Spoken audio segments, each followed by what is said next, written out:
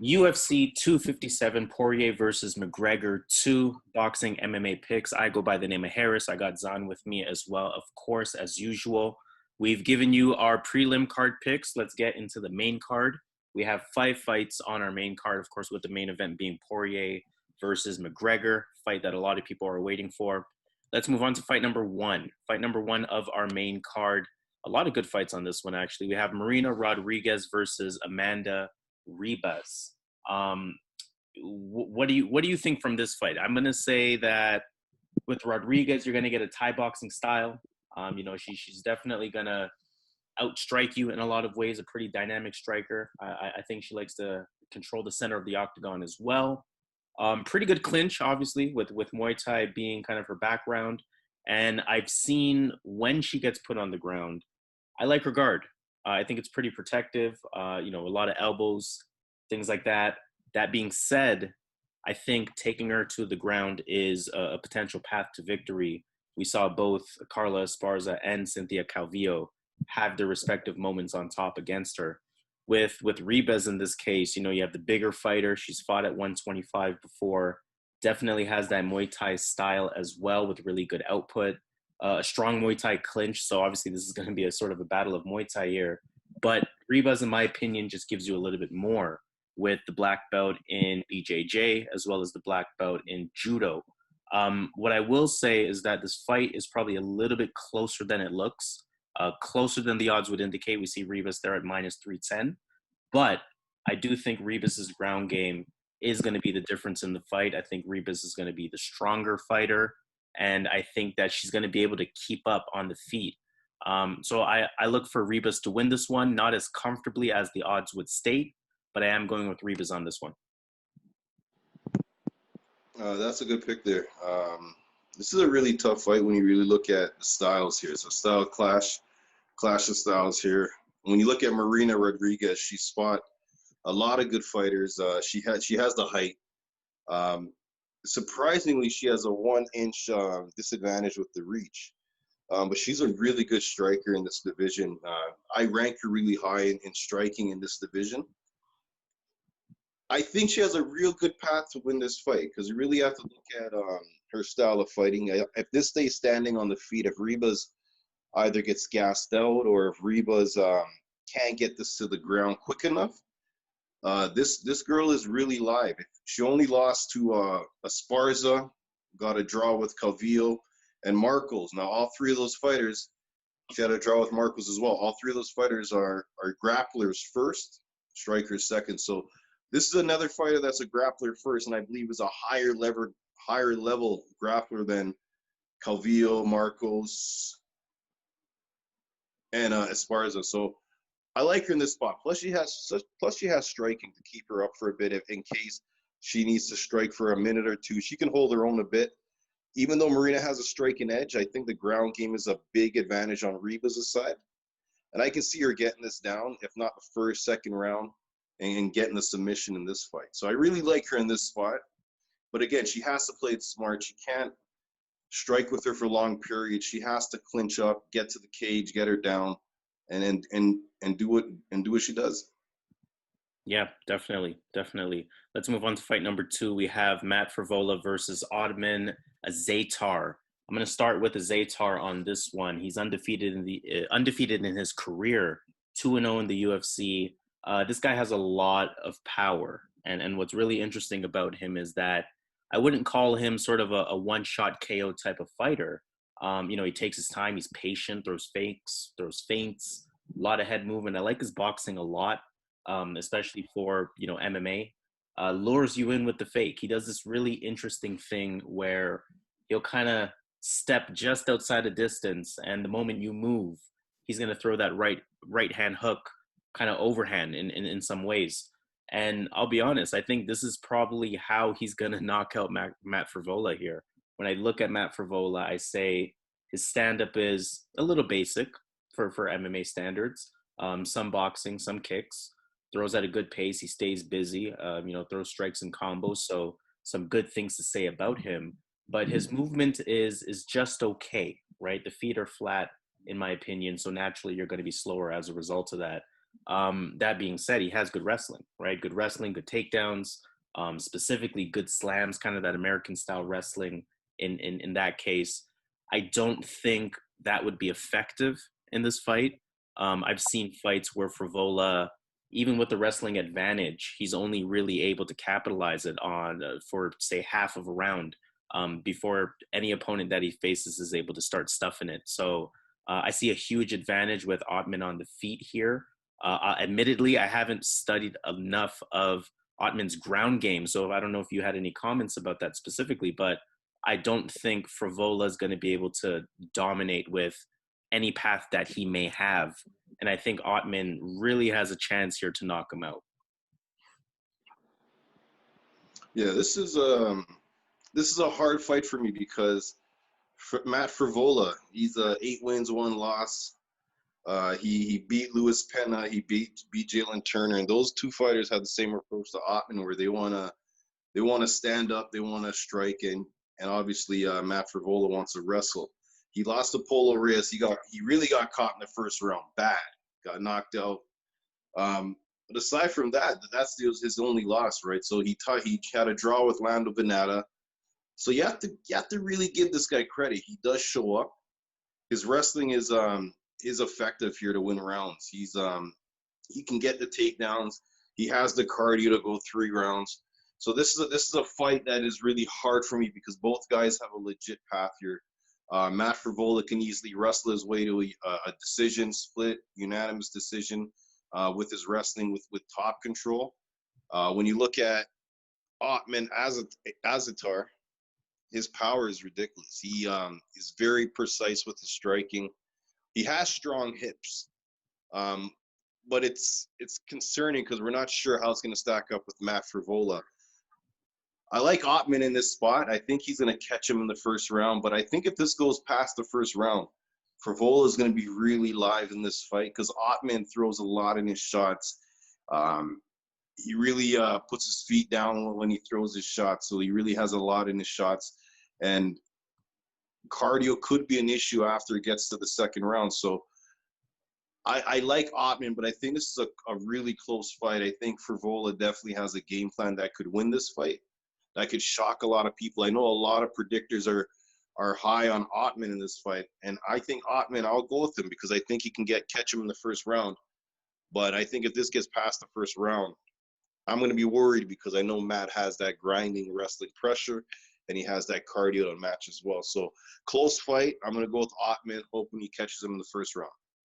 That's a great point. I think, again, Ottman Azaitar, he may be the pick, but he is the pick with question marks, right? There's still some things to be unproven against a style like Matt Frevola. So definitely good job there on alerting the listeners there. Let's move on to fight number 3. We have a couple of UFC veterans, flyweight veterans. We have Jessica Eye versus Joanne Calderwood. I've led the dance on 2 of these fights. Let me turn it to you. How would you break this fight down, and who do you have? Yeah, pass it off. Let's go. So with Jessica Eye, we know what we're getting. She's been in the UFC for a while. She's 15-8. She's more boxing heavy versus the kickboxing aspect, but she does throw a couple kicks, but she's more boxing heavy. She has a really good cross, really good jab. She has some underrated wrestling, so she can't wrestle too. She can get this to the ground. She lost to Calvillo. Calvillo obviously was able to utilize, she has a stronger grappling game. She was able to utilize that. But she has a strong win against Vivian Araujo. With Joanne Calderwood, we're getting another striker. She's more of a kickboxer. She likes to throw a lot of leg kicks. In my opinion, though, she's a bit slow for me. I think this is one of those fights where it can go literally any way. And this is one of those fights where it's going to be a split decision. Someone's going to win this by split decision. So I can't stand here and pick a fighter and feel confident when I know this is going to be a slow pace 3-round fight. Maybe bet this to go to the distance. That's probably a bet, or whoever you like, pick that fighter to win by decision. That's another thing you may want to do. But for the sake of the channel, again, I'm not betting this fight because I'll probably miss this fight. When this happens, I'll probably have to just do something else in my life. So I'll probably miss this fight, but just for the sake of the channel, I'll take Jessica I with her boxing, and she does have the cardio. She can wrestle in the third round. I was actually pretty impressed in one fight she had that no one really talks about against Kalindra Feria. And Kalindra Feria is a fighter that's 18-8 at this point, but when they fought, she was 18-6. So she was a Brazilian fighter, good grappling, good jiu-jitsu. And the way I use her wrestling to win that fight gives me a bit of confidence in her that she can win this fight, because I think she has the better wrestling in this fight. And I think the striking is, again, I think obviously Calderwood has the kicks and has the more dynamic striking, but I think I actually has the more effective striking. So I'm going to go with but again, I think this fight can go any way, and I'm not betting this fight at all. Yeah, you bring up a lot of good points. It's funny. I laughed there when you mentioned it's going to be a split decision, because that was the most glaring note that I had here, was that this is going to be a close fight, 50-50 fight in some ways, and maybe a split decision is on the way. That was going to be my exact words verbatim. So it's interesting that you mentioned that. I think the difference is going to be Ai's toughness, right? I mean, I like that you mentioned she has a more effective stand-up game. I really like her jab a lot, just to echo your message there. But again, I think the difference would be Ai's toughness. I don't think Calderwood can maintain that level of toughness, maintain that level of roughness in the ring, and really still be effective with her Muay Thai kickboxing style. I think Ai is going to make it a little dirty, win 2 rounds. One of them will be arguable, and that's where the split decision is going to come from. So I'm going with Ai as well. We're both clearly going against Tapology here. I think Tapology has it at 74% for Calderwood. So be a little weary of that, and sometimes understand that those percentages aren't always the best reflection of what's going to happen. But let's move on to our co-main event. Really good fight here. We have Dan Hooker versus Michael Chandler. Michael Chandler, coming from another promotion. This reminds me a lot, for some reason, of St. Pierre versus Shields, if that makes any sense. But no, Hooker, with the Hooker, I mean, what I like with him, he's a lengthy fighter. He's a rangy fighter, uses his jab, really crisp boxing, uses the calf kick, and uses it very effectively. I think for Dan Hooker, commentary needs to go as far as saying, watch his last fight versus Dustin Poirier. Definitely showed out in that fight, definitely put up a great performance in that fight. It was a main event fight. It was a 5-round fight. It was a high-paced fight. And he was there all the way, right? I mean, we know that Poirier got the decision on that, but Hooker was definitely very live in that fight, pretty much for the entire fight. Good movement. He can avoid the punch really well. With Chandler, I mean, a bit more of that stalking, pressuring style of stand-up, a more basic stand-up by comparison, of course. He knocks guys out, though, especially with that left hand. I'm going to go with Hooker on this one, because I think Hooker is going to be a bit more dynamic. I think, of course, having the UFC, being currently in the UFC, I should say, will be an advantage for him, even though Chandler is going to be more than ready for the occasion. But I think Hooker's height is going to be the biggest difference here. The lengthy jab, keeping him at distance, not allowing Chandler to really get in, not allowing Chandler to really pressure him. This will be an interesting fight, though. I don't think it's easily in the favor of any one fighter, but I am going to go with Dan Hooker on this.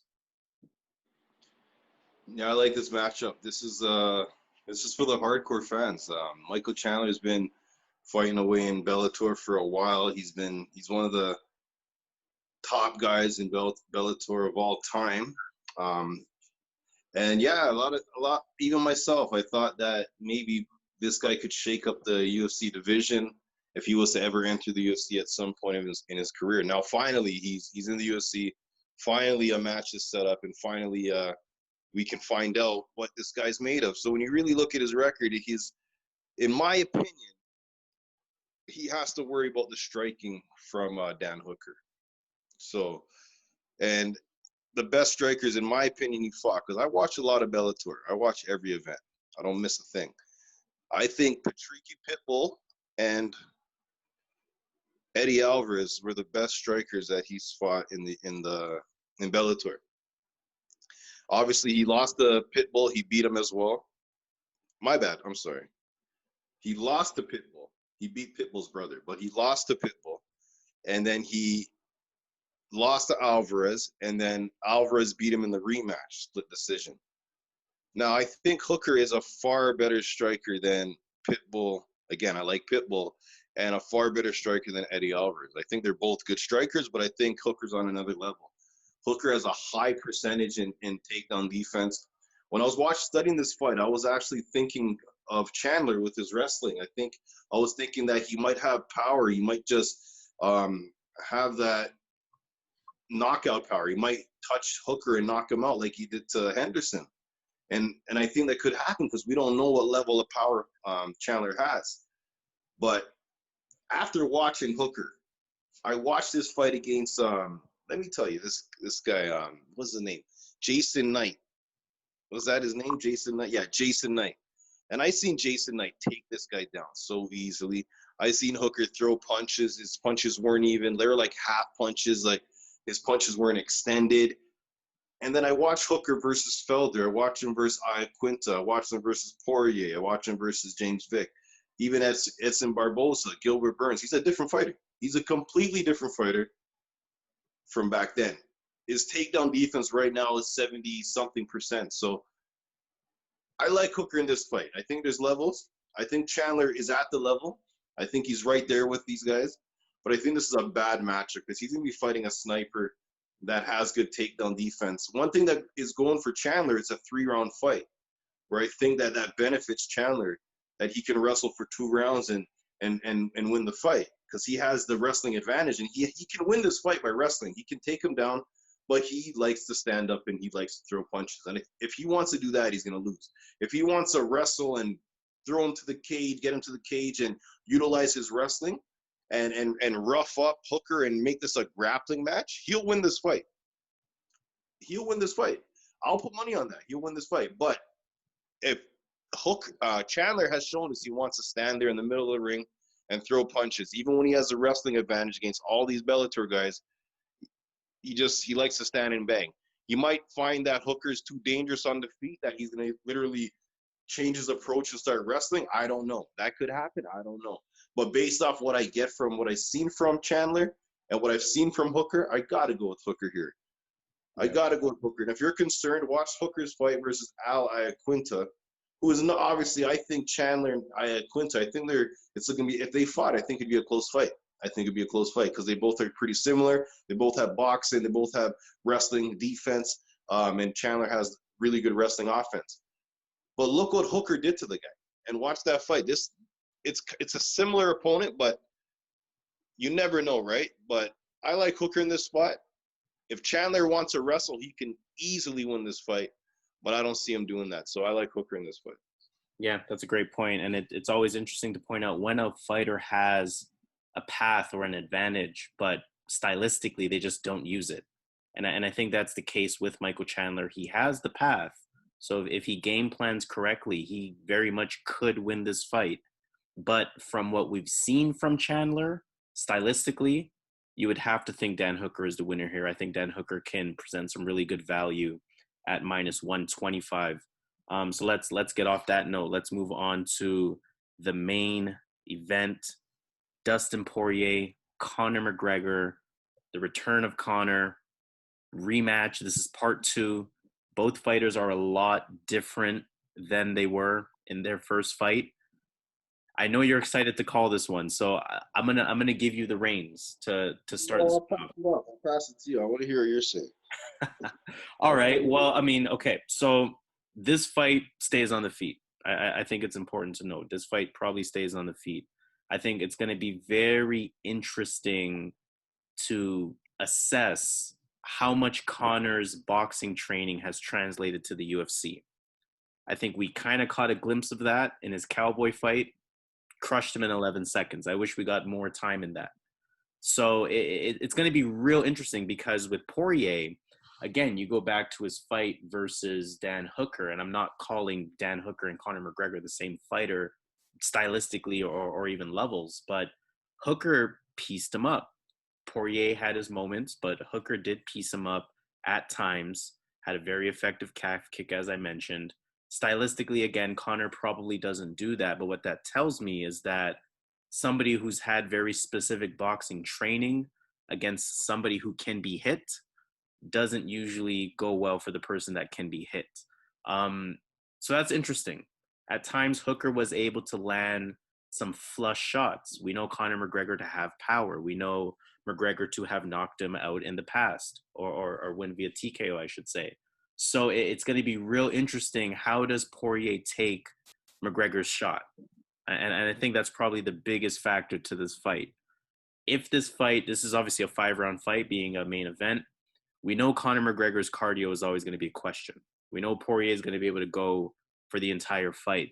So I think as this fight goes on, I lean more and more in Poirier's favor. But if this fight if anybody's going to win in 1 round, I think it would be Conor. If anyone wins in 2 rounds, I think it would be Conor. I think if we go 3 or more, now we start to lean on the side of Poirier. It's hard for me to make a pick. What I will say is that I don't like these odds at all. For the sake of the odds, I would go with Poirier for the sake of the odds. But if I'm picking a winner for the channel, I do think McGregor's advancement in boxing may be too much for the UFC at this point. Is that your pick? You got McGregor or you got Poirier? I'm going McGregor as the winner. Okay. Oh man, this is a serious fight, man. Because remember, these guys had a fight back in 2014, and in my opinion, and when they fought in 2014, I think that Conor was closer to that ceiling than Poirier was at the time. Like Conor was huge in that division, fighting these guys. Poirier's a big boy too for that division, but Conor was on another level, right? But I echo that with Conor's boxing. He definitely has. I think he has the better boxing, the better footwork, the in and out. He has good in and out for the first 2 rounds. Like, so we know we're gonna get 2 good rounds out of Conor, and he can literally blast Poirier out the water. He can knock him right out, and I won't be surprised that he did it. But what I think, when you look at Conor's last fights, I'll be honest, Harris, I'm not that impressed, man. Like, I was impressed in how he beat Eddie Alvarez, but Eddie Alvarez, he shows up. He's a show-up fighter. It's like he shows up sometimes. He's sometimes-ish, right? So just watch all his fights and you'll agree, right? So he's sometimes-ish, but he lost to Nate Diaz. I like his Jose Aldo win, obviously, but that was back in 2015. He beat Eddie Alvarez. He lost to Khabib, and he beat Donald Cerrone. So he's not active.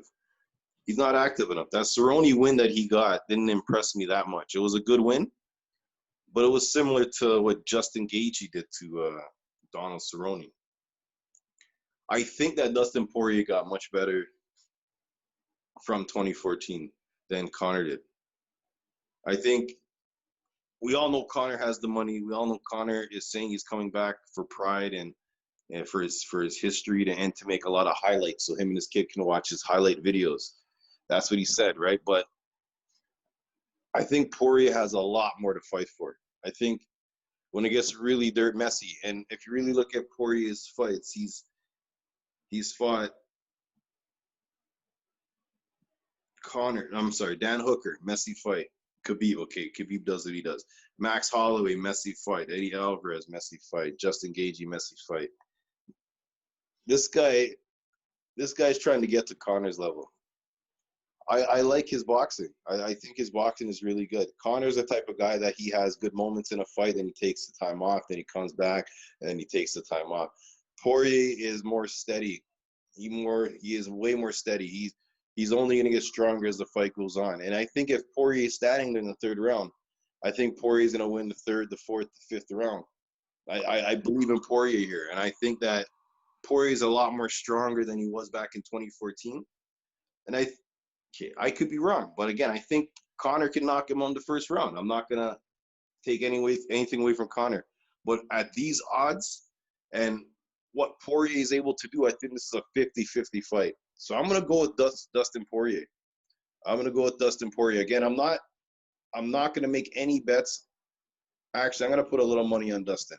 I like Dustin in this spot. I think he can survive the power. I think he's a lot more durable than he was before. He's gotten more stronger. He's gotten older, so I think he's a little bit more stronger. So I think that he can take the shots a bit more, and I think he's going to be the more durable fighter as the fight goes on. I got Dustin here. Yeah, I'm not mad at that. I think we're both kind of seeing the fight the same way. It's just which side of the coin do you go on? Do you think Conor gets the knockout, or do you think Poirier lasts it out and kind of wins the later rounds? Great point. Great way to analyze it. Let's take it straight to Vegas at this point. Let's consider the entire card. Let's start with, do you have any underdogs from the main card that you feel okay about, or is Poirier that one pick? As far as underdog, if I was going to go with an underdog pick for this card, for the main card? Let's do the entire card. Let's get right into the entire card for the listeners. Okay, so we're going with the underdog. So let me go with I like Dustin Poirier, man. I'm gonna roll with my boy Dustin, man. Yeah, I'm not mad at that. That's plus 250. That's good money there. At plus 250. My underdog pick. Oh man. Yeah. Well, and I also got Jessica I, man, because that's even odds. So that's, you gotta pick something. That's even underdog. So I'm gonna go with Jessica I. Yeah, I'm gonna go with I as well, and then I'm gonna add to my underdog picks Amir Albazi to that. Nice. Yeah. Okay. What do we want to do? Do we want to give them one golden pick, or do we want to give them a parlay? Let's give them a parlay. Let's go. What do you got? Or do you want me to go first? You go first. Let me think about it. All right. So I got my parlay. I got Evloev. I got Mahmoud Muradov. I like him in that spot. And you're getting pretty good odds. So I like him in that spot. I think he's the better all-around fighter, better cardio. So I like him there. And way better striking. And let me give you another fight as well. I like Amanda Ribas. I like Amanda Ribas to get that done, and Khalil Rountree. But keep out Khalil Rountree. Let's not put that in there. All right. So those three fights plus $165, $100 will return $265 for our big bettors that want to put $250 on that. That's going to return $663 for you. So pretty juicy. What did I put there? Let's repeat my pick. Amanda Ribas, Movsar Evloev, and Mahmoud Muradov. Yeah, I like that. Yeah, it's pretty solid money there. If I were to build a parlay, okay, I really like Ribas as well. That's one of my stronger picks, despite how much I like Marina Rodriguez. I have to go with Ribas on that. I know he has a glaring weakness, but I have to go with Khalil Rountree. I have to think that fight is sort of set up for him to win. And I don't see Marcin Prachnio putting any kind of pressure on him at all. And I probably go with, obviously I want to avoid adding Evloev to this one. So I'm going to go with our guy Armin. And I'm not going to try to pronounce that last name. Watch the prelims if you want to see what I'm talking about there. So yeah, I'm going to go with those three fights. That's three fights at plus 130. So of course, $100 is going to return $230. And for our bigger bettors, $250 will return $576. Amanda Ribas, Khalil Rountree, and our guy Armin. I like that. Okay, let's leave it at that. This is going to be a real exciting main event. Is Poirier going to pull it off? Let us know in the comments. Let us know how you guys feel. Is Conor going to get the knockout? Or is Poirier going to pull this one out? Or, hey, is Poirier going to knock out Conor? As usual, boxing, MMA picks. I go by the name of Harris. I got Zan with me as well. Let's make this money. And yeah, don't forget, subscribe, like the video. Let's get the bag. Let's do it.